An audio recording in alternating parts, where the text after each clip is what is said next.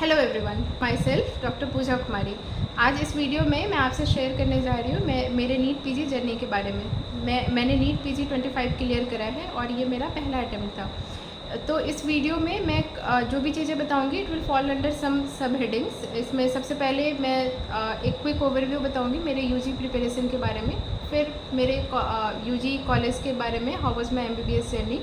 Then मैंने PG preparation कब से करना स्टार्ट किया, उसके बाद सोर्सेज क्या थे, क्वेश्चंस कहाँ से करें, जो GTs थे, टेस्ट वगैरह थे वो कहाँ से दिए, कस्टम मॉड्यूल्स का क्या फ़ायदा था, and one of the most important part that we often neglect is कि ये बहुत ही स्ट्रेसफुल सिचुएशन होता है। इसमें हम खुद को इमोशनली कैसे स्टेबल रखते हैं, कैसे हम किसी भी चीज़ का बहुत ज़्यादा लोड नहीं रखेंगे और कैसे हम खुद को प्रायोरिटाइज़ करके खुद की हैप्पीनेस को बहुत प्रायोरिटी देंगे। तो ये सारे टाइमलाइंस मैं कमेंट सेक्शन में पिन कर दूँगी। अगर आप लोगों में से किसी को भी सिलेक्टिवली कोई पार्टिकुलर पार्ट देखना है, फील फ्री, आप सिर्फ वही भी देख सकते हैं।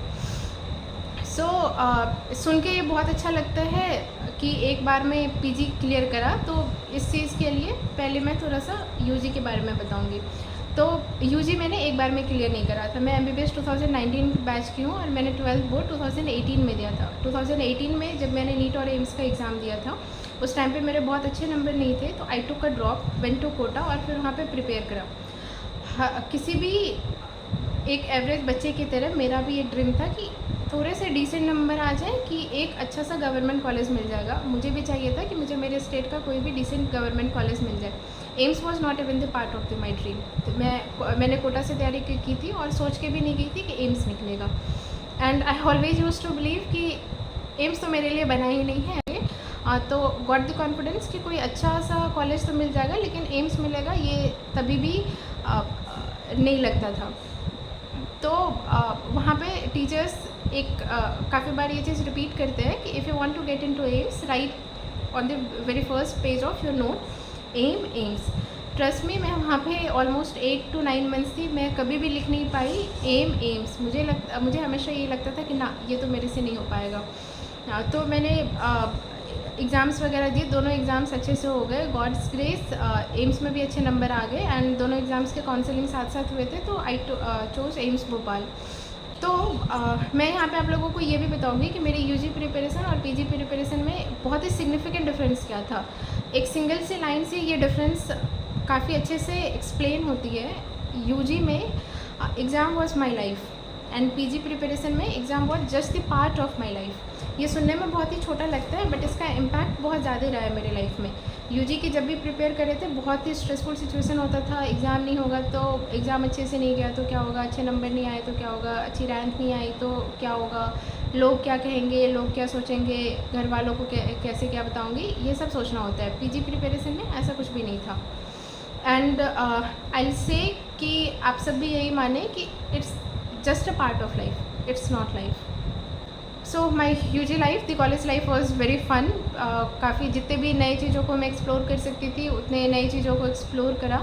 एंड रिगार्डिंग स्टडिंग, जितने चीज़ों की भी बुक्स पढ़ सकती थी वो सारे बुक्स पढ़े थे। सेकेंड ईयर में आई टुक मैरो प्लान सी और उसी के वीडियो से काफ़ी सारे देखने स्टार्ट किए। सारे सब्जेक्ट्स नहीं, बट ऑलमोस्ट काफ़ी सारे सब्जेक्ट्स मैंने मैरो से ही MBBS में भी देखा था। And academically I will share कि ये बहुत ही टॉप नॉच नहीं था। 19 सब्जेक्ट्स में किसी भी एक सब्जेक्ट में भी मेरा गोल्ड मेडल नहीं है। एक्स्ट्रा करिकुलर एक्टिविटीज़ में, रिसर्च वर्क्स में I have got, but in these 19 subjects I haven't got even one. And so this was my college life. About PG preparation, तो मैंने जनवरी में इस ईयर काफ़ी अच्छे से डेडिकेटेड तरीके से मिड जनवरी से प्रिपरेशन करना स्टार्ट किया। एंड फिर मैंने ऐसा टाइम स्लॉट्स बनाया कि कब तक मेरा एक रिवीजन कंप्लीट हो जाना चाहिए, उसके कब तक मेरा एक फर्स्ट स्टडी कंप्लीट हो जाना चाहिए, फिर कब तक मैं एक रिवीजन कंप्लीट होना चाहिए और कितने रिवीजन्स मैं INI के पहले तक कर सकती हूँ। ऐसा करके एक प्लान सेटअप किया एंड फिर ये सारी चीज़ें करने लगी। तो regarding my sources, my prime source was Marrow के रैपिड रिविजन। ऑल्दो मैंने MBBS के टाइम पे मेन नोट से ही करे थे, लेकिन it was too fast to revise in those 5 months. तो उसके रैपिड रिविजन ले करके मैंने वो करने स्टार्ट किए।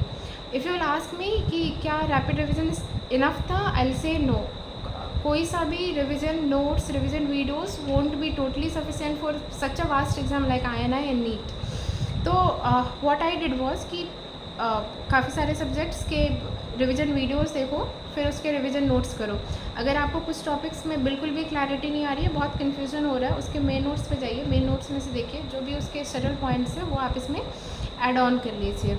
फिर and about the sources, see sticking to one particular platform is different and sticking to one, see किसी एक पार्टिकुलर प्लेटफॉर्म पे स्टिक करना अलग चीज़ होती है और किसी एक सोर्स पे स्टिक करना अलग चीज़ होती है। मेरे केस में मैं किसी एक पार्टिकुलर प्लेटफॉर्म पे फिक्स नहीं थी, लेकिन एक पार्टिकुलर सोर्स के लिए थी। इससे क्या मतलब है, लाइक मैंने पहले से ही एनाटमी में अश्विनी सर के वीडियोस देख रखे थे, तो मैंने एंड में भी रिवीजन के टाइम पे अश्विनी सर के ही वीडियोस देखे। माइक्रो मुझे प्रीति मैम की बहुत अच्छी लगती थी, तो मैंने वही देखा। रेडियो वगैरह ये सब कुछ जाना बुरा मैम के देखे थे। बाकी ऑलमोस्ट सारे सब्जेक्ट्स मैरो से ही करे थे। उसके बाद साथ साथ में ही जब मेरा पहला रीडिंग हो रहा था, तो दो चीज़ों का मैंने बहुत ही ध्यान रखा। पहली चीज़ ये थी कि आपको जितना भी टाइम लग रहा है फर्स्ट रीडिंग में, आप बिल्कुल भी ये मत सोचो कि अरे अगर मैं इतना टाइम दूंगा तो रिवीजन नहीं हो पाएगा, ये नहीं हो पाएगा, वो नहीं हो पाएगा, ये सब नहीं सोचना है। फर्स्ट रीडिंग में आप जितना टाइम ले रहे हो ले लो, क्योंकि वो आपका बेस है, वो आपका फाउंडेशन है। अगर आपकी फाउंडेशन अच्छी होगी तो ही आपका प्रिपरेशन अच्छी होगी, और उस पर जो आप ये बहुत ही नीट INI का इमारत बना रहे हो तो वो अच्छी होगी, अदरवाइज़ नहीं होगी। तो जितना टाइम लग रहा है दो, ऑनेस्टली पढ़ो। अगर सिर्फ रिविजन नोट से नहीं हो रहा है, मेन नोट्स देखो, कोई और अदर एक्सटर्नल सोर्सेज वगैरह हैं वो सब भी देखो। दूसरी जो इम्पोर्टेंट चीज़ थी कि साथ साथ में ही मैं सबके PYQs करते जा रही थी। क्वेश्चंस बैंक बहुत ज़्यादा नहीं कर पाई थी, जो टॉपिक्स बहुत ही वीक लग रहे थे या जिसमें क्लैरिटी बहुत नहीं बन रही थी, सिलेक्टेड उन क्वेश्चंस के ही मेन क्यू बैंक से करे थे, बाकी सारे PYQs करे थे। PYQs करने के साथ ही आपको क्या करना है, उसको आपके मेन नोट्स, रिवीजन नोट्स में अटैच कर लेना है। जो भी आपको लग रहा है कि ये इंपॉर्टेंट है और रिवीजन नोट्स में नहीं आया है, लेकिन आप PYQ में देख रहे हो कि वो बार बार रिपीट होके आ रहे हैं, ऐसे बहुत सारे पॉइंट्स मिलेंगे, वो आपको कर लेना है। एक और बहुत ही इंपॉर्टेंट चीज़ ये थी कि आपने काफ़ी सारे लोगों से सुना होगा कि ये सब बहुत ही प्रैक्टिकल एग्ज़ाम्स होते हैं, इसमें सारी कॉन्सेप्ट वाली चीज़ें पूछी जाती हैं, तो प्रैक्टिकल नॉलेज होना बहुत ज़रूरी है। व्हाट आई एक्सप्लोर्ड वाज, ऐसा नहीं होता है। इनफैक्ट काफ़ी सारे क्वेश्चन ऐसे नहीं ही होते हैं, एंड पार्टिकुलरली इन नीट बहुत ही वास्ट होता है, बहुत सारे topics look alike sound alike होते हैं, और ये एग्जामिनर्स के फेवरेट टॉपिक्स होते हैं। तो आप क्या करें, जो भी चीज़ें आपको लग रहा है कि ये बहुत ही याद करने वाली हैं, उनके निमोनिक्स बनाएं। अगर आपको कहीं पे निमोनिक्स मिल रहे हैं, वो निमोनिक्स लिखे, नहीं मिल रहे खुद से बनाएं, और कोशिश करें कि ये सारी की सारी चीज़ें फर्स्ट रीडिंग में ही हों। ऐसा इसलिए क्योंकि मैंने काफ़ी सारी चीज़ों के निमोनिक्स खुद से बनाए थे और वो फर्स्ट रीडिंग में बना लिए थे, लेकिन काफ़ी सारी चीज़ों के नहीं भी बना पाई थी, ये सोच के कि अभी तो काफ़ी अच्छे से पढ़ा है तो क्या ही ज़रूरत है, कॉन्सेप्ट्स बहुत अच्छे हैं तो दिक्कत नहीं होगी, एग्ज़ाम के टाइम पे भी याद आ जाएगा। लेकिन जब भी पहला रिवीजन स्टार्ट हुआ तो आधी चीज़ें ऐसे ही भूल गए थे, उसमें भी जो चीज़ें ऐसी थी कि निमोनिक्स से याद करने थे वो तो और भी याद नहीं थे।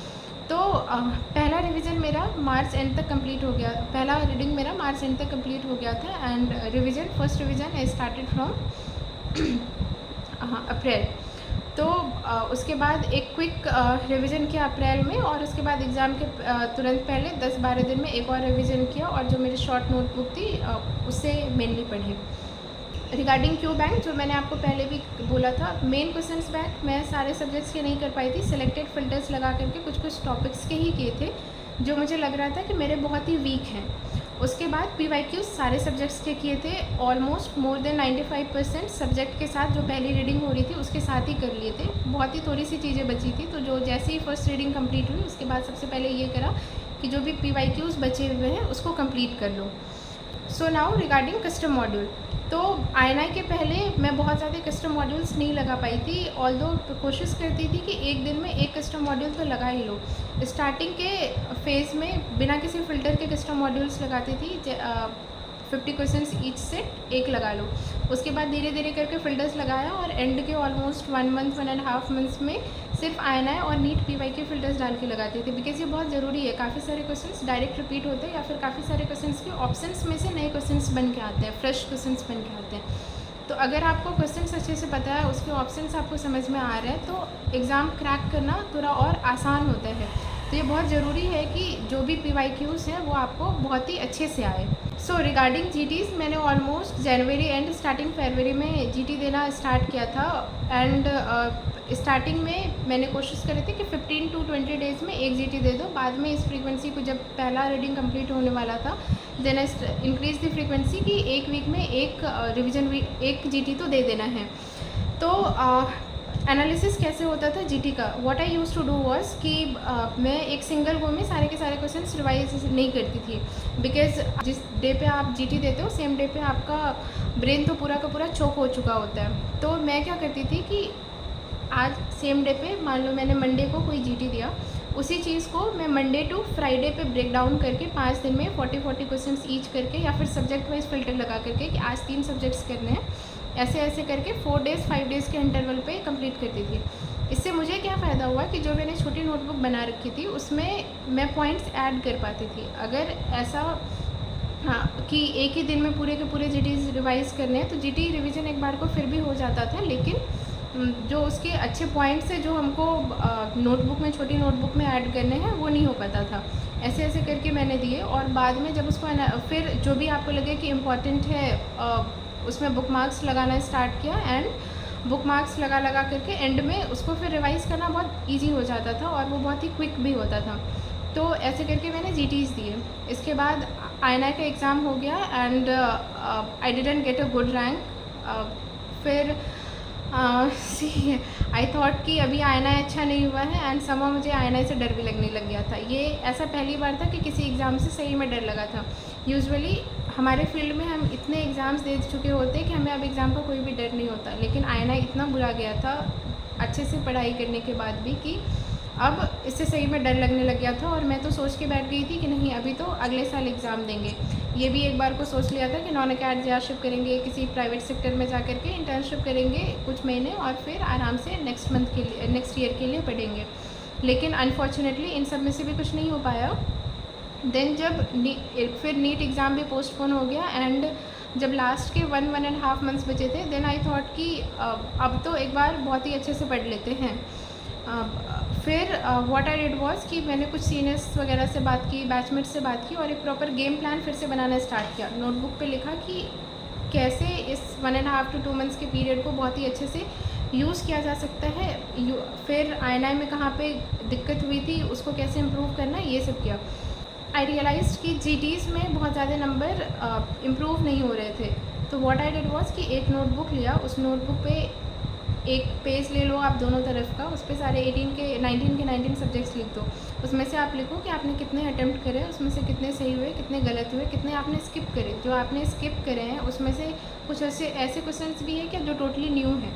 अगर ऐसे कोई क्वेश्चंस हैं तो गुड इनफ, वो मोस्ट ऑफ दी कैंडिडेट्स के लिए न्यू ही होते हैं। लेकिन अगर कोई ऐसा क्वेश्चन है जो आपने पढ़ा है और वो आपको याद नहीं आ रहा है बिकॉज आपने रिवाइज अच्छे से नहीं करा, या फिर बस उस पॉइंट पे आपको क्लिक नहीं हुआ, तो ये सब एनालाइज़ करना है। ये सब एनालाइज़ करने के बाद आई रियलाइज़ कि same questions, similar questions same subjects के बार बार गलत हो रहे थे। फिर उसको भी मैंने सारे छोटे नोटबुक में ऐड करना स्टार्ट किया। फिर इससे GTs स्कोर्स इम्प्रूव होना स्टार्ट हुए, एंड आखिरी के 15 दिन में कुछ भी नया नहीं किया। आखिरी के 15 दिन में बस ये मेरा प्लान था कि जो भी मेरी छोटी नोटबुक है उसको 2 से 3 बार पढ़ लो। उसके बाद जो भी GTs बुक मार्क करके रखे हुए हैं वो पढ़ लो। कस्टम मॉड्यूल्स वगैरह में से या फिर जो क्यू बैंक्स थे उसमें से जो बुक मार्क करके रखे हुए थे वो देख लो। बस यही किया, and went to give paper. About छोटी नोटबुक, ये जो छोटी नोटबुक है वो बहुत ही इम्पॉर्टेंट होता है, ये हम सब जानते हैं, एंड हमसे काफ़ी सारे लोगों ने बोल रखा है। लेकिन इसे अच्छे से कैसे बनाएं। काफ़ी टाइम हम क्या करते हैं कि हम छोटी नोटबुक में ये इंपॉर्टेंट है, ये इंपॉर्टेंट है, ये भी इंपॉर्टेंट है। एक्चुअली है तो इंपॉर्टेंट सभी, लेकिन हमको बहुत ही कंसाइज करके लिखना होता है कि हम अपनी छोटी नोटबुक में क्या लिख रहे हैं। अगर ऐसा नहीं हुआ तो एट द एंड वो छोटी नोटबुक नहीं, एक मोटी नोटबुक बन जाएगी, और वो मेडिसिन सर्जरी के ही इक्विवेलेंट होगी। सो उसके लिए क्या करना है, बहुत ही सेलेक्टिवली आपको चूज़ करना है। जैसे कि टू नेम अ फ्यू जो बहुत ही वोलेटाइल टॉपिक्स थे, जैसा ड्रग ऑफ चॉइस हो गया, एनेस्थीसिया के कलर कोडिंग्स हो गए, साइज़ वगैरह हो गए, जो पैथोलॉजी में हम जीन्स, क्रोमोजोम्स वगैरह, इंटरल्यूकिन्स सब पढ़ते हैं, जो इम्यूनोडेफिशिएंसी डिसऑर्डर्स हो गए, एक्स लिंक्ड, वाई लिंक्ड, ये सारे हो गए। एंड मेजर सब्जेक्ट्स में जैसे सर्जरी थे, ऑब्स गायनी थे, उसमें मेनली जो नेम्ड प्रोसीजर्स होते हैं उनको याद रखना भी बहुत मुश्किल होता है, एंड उसमें से काफ़ी सारी चीज़ें साउंड अलाइक, लुक अलाइक होते हैं, वो सारी चीज़ें इसमें लिखती हैं। एंड एक एक्स्ट्रा चीज़ें भी जो मैंने ऐड करी थी, जो आप निमोनिक्स खुद से बना रहे हो, ऑब्वियसली उस निमोनिक को भी याद रखने के लिए आपको वो बहुत ज़रूरी है कि वो बार बार आपकी आँखों के सामने से जाए। तो उसमें से भी काफ़ी सारे को मैंने छोटे नोटबुक में लिख के रखा था, and it help me a lot. जब इस बात का पता एग्ज़ाम के देने से पहले भी पता चल गया था, क्योंकि जब भी जीटीज़ दे रही थी और उसमें चीज़ें गलत हो रहे थे, तो उसमें से काफ़ी सारी चीज़ें ऐसी थी जो ऑलरेडी मेरी छोटी नोटबुक में थी, लेकिन मुझे याद नहीं था। तो ये 28 नोटबुक छोटी कॉपी होने की वजह से क्या हुआ कि आप एक दिन में, आधे दिन में उसको रिवाइज़ कर पा रहे हो, तो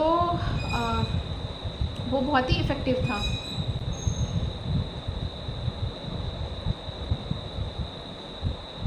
एंड या thanking one more important point is कि इमोशनल चैलेंजेस, सी ये एग्ज़ाम बहुत ही वास्ट होता है, बहुत ही डिमांडिंग होता है, बहुत ज़्यादा इसमें आपकी मेहनत चाहिए, टाइम चाहिए, कंसंट्रेशन चाहिए, सिटिंग कैपेसिटी चाहिए, and literally a lot more, because 19 subjects एक साथ पढ़ना, एक साथ उसे इम्प्लीमेंट करके आना एग्ज़ाम में, ये बहुत बड़ी चीज़ है। तो जब भी मुझे पर्सनली स्ट्रेस फील होता था, तो मैं क्या करती थी, मैंने ऐसी कभी कोशिश नहीं की कि अगर आज मेरा पढ़ने का मन नहीं हो रहा तो फिर भी बैठे रहो, उसी को देखते रहो, नहीं, ये सब नहीं किया। अगर आपको लगे तो आप सब्जेक्ट स्विच करके देख सकते हो, मैंने भी कोशिश करी, बट सब्जेक्ट स्विच करना भी मेरे लिए बहुत ही हेल्पफुल नहीं था। तो मैं क्या करती थी, जो भी चीज़ें मुझे पसंद है, जैसे मुझे आर्ट एंड क्राफ्ट की चीज़ें, एम्ब्रॉयडरी की चीज़ें, ये सारी चीज़ें पसंद है, तो मैं वो कर लिया करती थी। एंड आपको जो भी चीज़ें पसंद हो, लाइक हम में से बहुत सारे लोगों को फ़ोन चलाना, गेम्स, रील्स, ये सब पसंद है, या फिर जो भी चीज़ें, टेकिंग अ नैप, स्लीपिंग, ऐसा हाउस होल्ड थिंग्स, कुकिंग, बाहर जाना, टहलना, वर्कआउट करना, आपको जो भी चीज़ें पसंद है आप कर सकते हैं। ऐसा सिंपल गाना सुनना, ये सारी चीज़ें कर सकते हैं।